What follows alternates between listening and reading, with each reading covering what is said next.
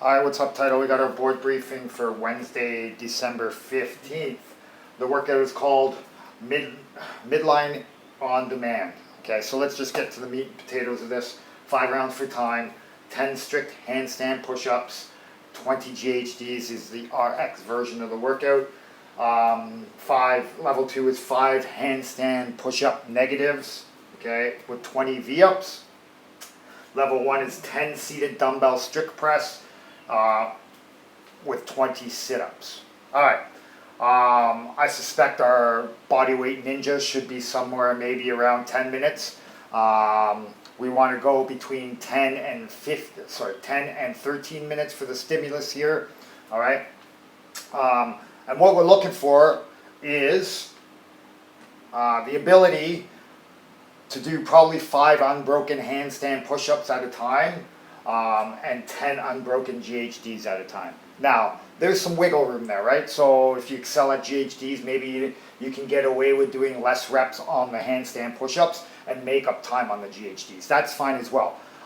In the general scheme of things, we should be able to finish each movement in around a minute or so, right? And if you factor that in, the number of repetitions, the time allotted, we should be right in between that 10 and 13 minute mark, okay?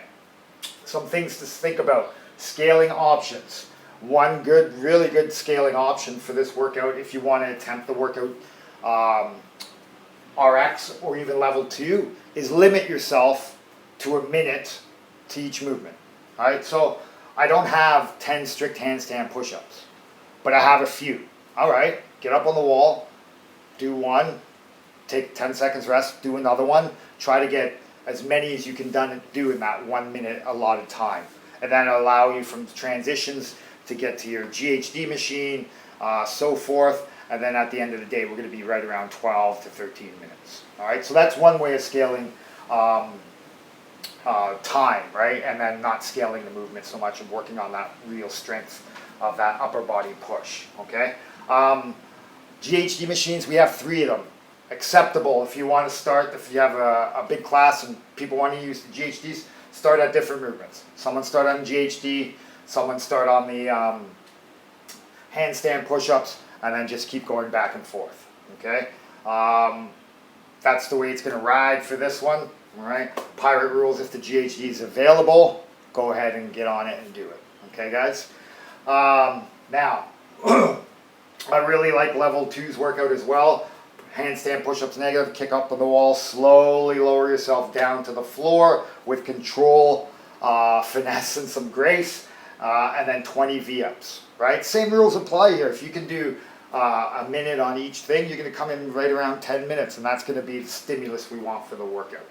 Something that gets overlooked for a scaling option for handstand push-ups, strict style, is the dumbbell seated press. Not sexy at all, but very, very good for working that shoulder endurance and strength. So really good option. Don't count that one out. Okay, we'll talk about some scaling option as we go here too. 5 minutes Tabata style warm up, 3 sets, 3 different movements, 20 seconds on, 10 seconds rest. Shoulder heavy on that one. Okay, strict handstand progressions. We're gonna have pike handstand push-ups from the floor, pike from the box. So you can find your progression if you don't have strict handstand push-ups right here. Maybe we're doing strict handstand push-ups from a pike position on top of a box. Maybe we're doing it on the floor. Maybe we're doing dumbbell seated press. Okay, so that's all going to be taken care of there.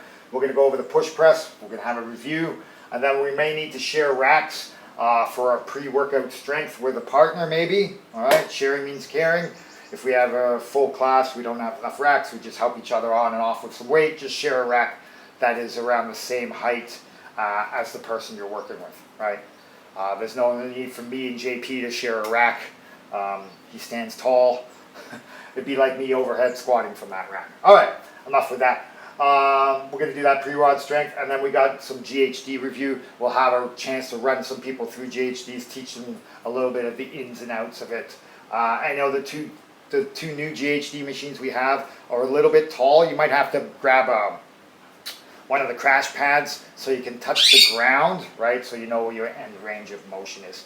Don't forget on that GHD, use those legs. All right, one other scaling option, or one thing to be aware of, if you haven't done GHDs in a workout, which we're trying to expose more and more people to it every time it comes up, you might want to think about scaling that number down, maybe 10 to 12 reps at intensity. That may be enough for you to give you the desired effect.